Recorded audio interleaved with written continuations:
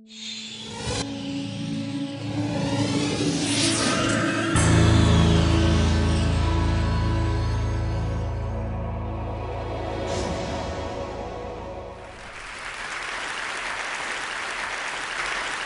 since I was here last, in '06, we discovered that global climate change is turning out to be a pretty serious issue, so we covered that fairly extensively in Skeptic magazine. We investigate all kinds of scientific and quasi-scientific controversies, but it turns out we don't really have to worry about any of this because the world's going to end in 2012. Another update, you will recall, I introduced you guys to the Quadro Tracker. It's like a water dowsing device. It's just a hollow piece of plastic with an antenna that swivels around, and you walk around, and it points to things. Like if you're looking for marijuana in students' lockers, it'll, like point right to somebody. Oh, sorry. This particular one that was given to me finds golf balls, especially if you're at a golf course and you check under enough bushes.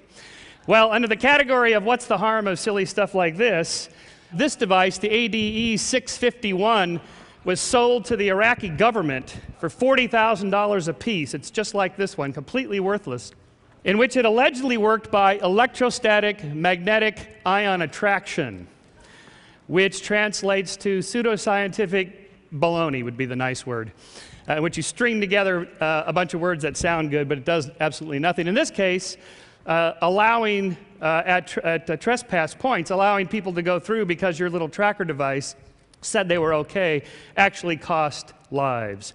So there is a danger to pseudoscience and believing in this sort of thing. So what I want to talk about today is belief. I want to believe, and you do too. And in fact, I think my thesis here is that belief is the natural state of things. It is the default option. We just believe. We believe all sorts of things. Belief is natural. Disbelief, skepticism, science is not natural. It's more difficult. It's uncomfortable to not believe things.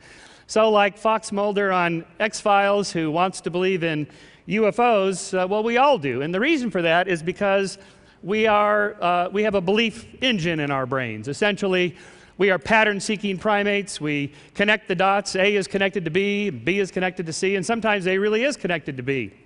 And that's called association learning. We find patterns. We make those connections, whether it's Pavlov's dog here associating the sound of the bell with the food, and then he salivates to the sound of the bell, or whether it's a Skinnerian rat in which he's having an association between his behavior and a reward for it, and therefore he repeats the behavior.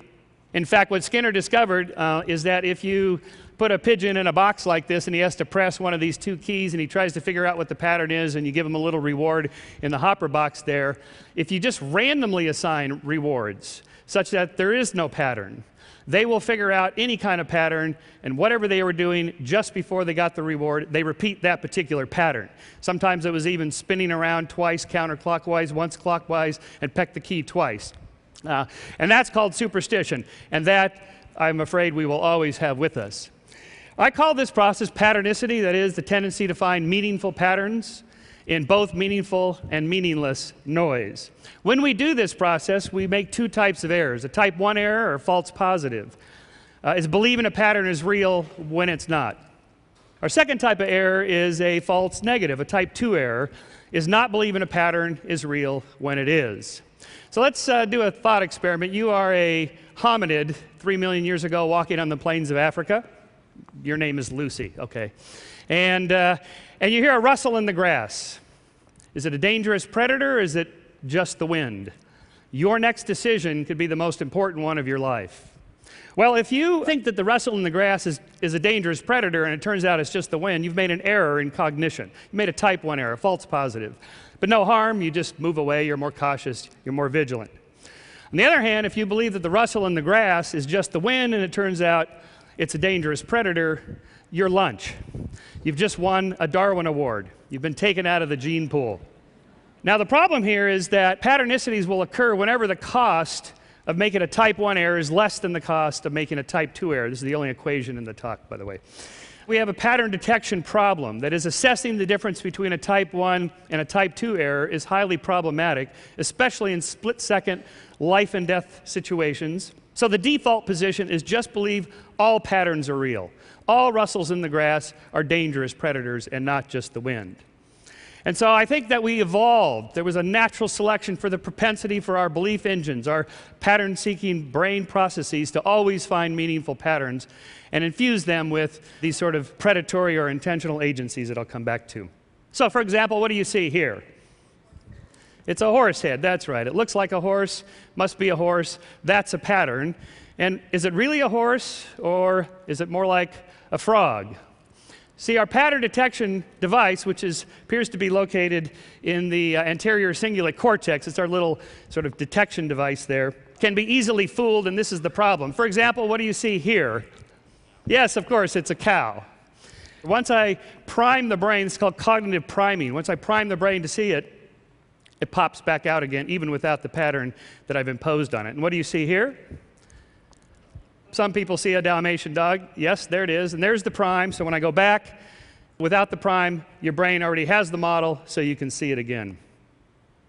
What do you see here? Planet Saturn. Yes, that's good. How about here? Just shout out anything you see. That's a good audience, Chris, because there's nothing in this. Well, allegedly, there's nothing. This is an experiment done by Jennifer Whitson at UT Austin on corporate environments and whether uncertain feelings of uncertainty and out of control makes people see illusory patterns. That is, almost everybody sees the planet Saturn. People that are put in a condition of feeling out of control are more likely to see something in this, which is allegedly patternless. In other words, the propensity to feel these or find these patterns goes up when there's a lack of control. For example, baseball players are notoriously superstitious when they're batting, but not so much when they're fielding. Because fielders are successful 90 to 95% of the time. The best batters fail 7 out of 10 times. So their superstitions, their patternicities are all associated with feelings of lack of control and so forth. What do you see in this particular one here, in this field? Anybody see a object there? There actually is something here, but it's degraded. While you're thinking about that, this was an experiment done by Susan Blackmore, a psychologist in England, who showed subjects this degraded image and then ran a correlation between their scores on an ESP test. How much did they believe in the paranormal, supernatural, angels, and so forth. And those who scored high on the ESP scale tended to not only see more patterns in the degraded images, but incorrect patterns. Here is what you show subjects. The fish, it's degraded 20%, 50%, and then the one I showed you, 70%. A similar experiment was done by another British psychologist named Peter Bruegger, who found significantly more patterns, meaningful patterns, were perceived on the right hemisphere via the left visual field than the left hemisphere. So if you present subjects the images such that it's going to end up on the right hemisphere instead of the left, then they're more likely to see patterns than if you put it on the left hemisphere. Our right hemisphere appears to be where a lot of this patternicity occurs. So what we're trying to do is bore into the brain to see where all this happens.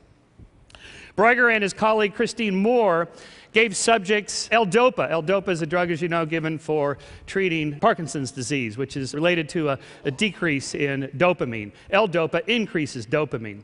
An increase in dopamine caused subjects to see more patterns than those that did not receive the dopamine. So dopamine appears to be the drug associated with patternicity. In fact, neuroleptic drugs that are used to eliminate psychotic behavior, things like paranoia, delusions, and hallucinations, these are patternicities. They're incorrect patterns. They're false positives. They're type 1 errors. And if you give them drugs that are dopamine antagonists, they go away. That is, you decrease the amount of dopamine, and their tendency to see patterns like that decreases. On the other hand, amphetamines like in cocaine are dopamine agonists. They increase the amount of dopamine. So you're more likely to feel in a euphoric state, creativity, find more patterns. In fact, I saw Robin Williams recently talk about how he thought he was much funnier when he was doing cocaine when he had that issue than now. So perhaps more dopamine is related to more creativity.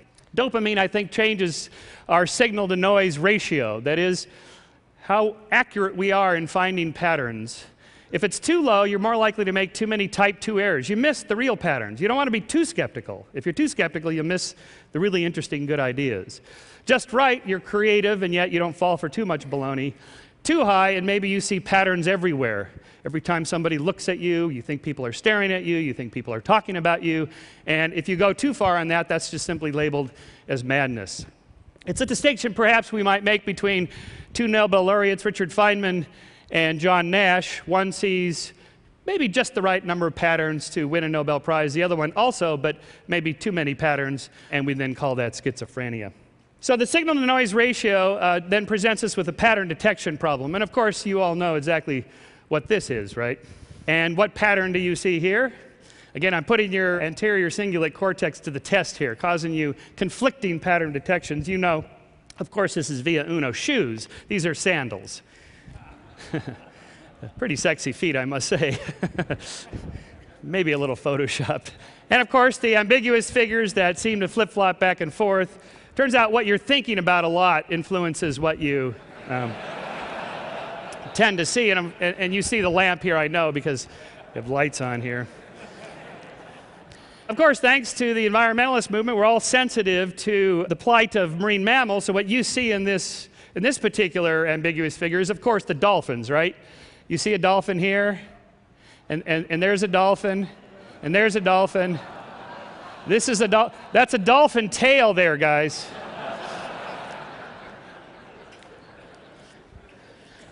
If we can give you conflicting data, again, your ACC is going to be going into hyperdrive. If you look down here, it's fine. If you look up here, then you get conflicting data, and then we have to flip the image for you to see that it's a setup. The impossible crate illusion, it's easy to fool the brain in 2D. So you say, oh, come on, Shermer, anybody can do that in a Psych 101 text with an illusion like that. Well, here's the late, great Jerry Andrus's impossible crate illusion in 3D, in which Jerry is standing inside the impossible crate. And he was kind enough to post this and give us the reveal. Of course, camera angle is everything. The photographer is over there, and this board appears to overlap with this one, and this one with that one, and so on. But even when I take it away, the illusion is so powerful because of how our brains are wired to find those certain kinds of patterns. This is a fairly new one that throws us off because of the conflicting patterns of comparing this angle with that angle. In fact, it's the exact same picture side by side. So what you're doing is comparing that angle instead of with this one, but with that one, and so your brain is fooled. Yet again, your pattern detection devices are fooled. Faces are easy to see because we have an additional evolved facial recognition software in our temporal lobes. Here's some faces on the side of a rock. I'm actually not even sure if this might be Photoshop, but anyway, the point is still made. Which one of these looks odd to you? And a quick reaction, which one looks odd? The one on the left. Okay, I'll rotate it so it'll be the one on the right, and you are correct. Fairly famous illusion that was first done with Margaret Thatcher. Now they trade up to politicians every time. Well, why is this happening? Well, we know exactly where it happens, in the temporal lobe, right across, sort of above your ear there, in a little structure called the fusiform gyrus. And there's two types of cells that do this, that record facial features either globally or specifically these large rapid-firing cells. First, look at the general face, so you recognize Obama immediately. And then you notice something quite a little bit odd about the eyes and the mouth. Especially when they're upside down, you're engaging that general facial recognition software there. Now, I said back in our little thought experiment, you're a hominid walking on the plains of Africa. Is it just the wind or a dangerous predator? What's the difference between those? Well, a wind is inanimate. A dangerous predator is an intentional agent. And I call this process agenticity. That is, the tendency to infuse patterns with meaning, intention, and agency, often invisible beings from the top down. This is an idea that we got from a fellow TEDster here, Dan Dennett, who talked about taking the intentional stance. So it's a type of that expanded to explain, I think, a lot of different things. Souls, spirits, ghosts, gods, demons, angels, aliens, intelligent designers, government conspiracists, and all manner of invisible agents with power and intention are believed to haunt our world and control our lives. I think it's the basis of animism and polytheism and monotheism. It's the belief that aliens are somehow more advanced than us, more moral than us, and the narratives always are that they're coming here to save us and rescue us from on high. The intelligent designer is always portrayed as this super intelligent moral being that comes down to design life. Even the idea that government can rescue us, that's no longer the wave of the future, but that is, I think, a type of agenticity. The projecting somebody up there, big and powerful, will come rescue us. And this is also, I think, the basis of conspiracy theories. There's somebody hiding behind there, pulling the strings, whether it's the Illuminati or the Bilderbergers. But this is a pattern detection problem, isn't it? Some patterns are real and some are not. Was JFK assassinated by a conspiracy or by a lone assassin? Well, if you go there, there's people there on any given day, like when I went there here, showing me where the different shooters were. My favorite one was he was in the manhole, and he popped out at the last second and took that shot. But of course, Lincoln was assassinated by a conspiracy, so we can't just uniformly dismiss all patterns like that, because let's face it, some patterns are real. Some conspiracies really are true. Explains a lot, maybe. And 9/11 as a conspiracy theory. It is a conspiracy. We did a whole issue on it. 19 members of Al-Qaeda plotting to fly planes into buildings constitutes a conspiracy, but that's not what the 9/11 truthers think. They think it was an inside job by the Bush administration. Well, that's a whole nother lecture, but you know how we know that 9/11 was not orchestrated by the Bush administration? Because it worked.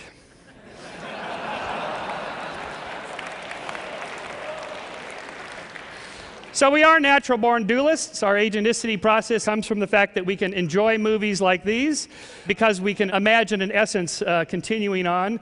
We know that if you stimulate the temporal lobe, you can produce a feeling of out-of-body experiences, near-death experiences, which you can do by just touching an electrode to the temporal lobe there. Or you can do it through loss of consciousness by accelerating in a centrifuge. You get a hypoxia or a lower oxygen, and the brain then senses that there's an out-of-body experience. You can use, which I did, went up and did Michael Persinger's God helmet that bombards your temporal lobes with electromagnetic waves, and you get a sense of out-of-body experience. So I'm going to end here with a short video clip that sort of brings all this together. It's just a minute and a half. It ties together all this into the power of expectation and the power of belief. Go ahead and roll it. This is the venue they chose for their fake auditions for an advert for lip balm. We're hoping that we can use part of this in a national commercial, right? And this is a test on some lip balms that we have over here. Okay. And these are our models who are going to help us, Roger and Matt. Okay. And we have our own lip balm, and we have a leading brand. Okay. Would you have any problem kissing our models to test them? You wouldn't? No. You think that was fine? That would be fine. Okay. So that this is a blind test, I'm going to ask you to go ahead and put a blindfold on. Okay, now can you see anything? No. Hold up so you can't even see down. Okay. It's completely blind now, right? Yes. Okay. Now what I'm going to be looking for in this test is how something makes the lips, okay, the texture, right, and maybe if you can discern any flavor or not. Okay. Have you ever done a kissing test before? You excited? Take one step in. Okay, now I'm going to ask you to pucker up big, and lean in just a little bit, okay? Okay. All right.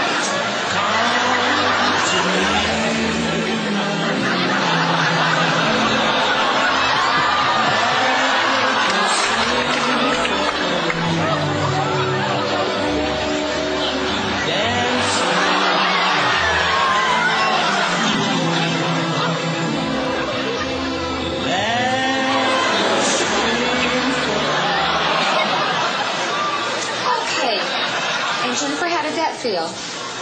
Good.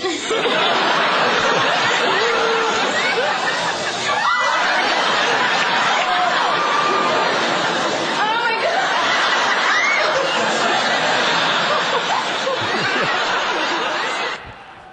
Thank you very much. Thank you. Thanks. Thanks.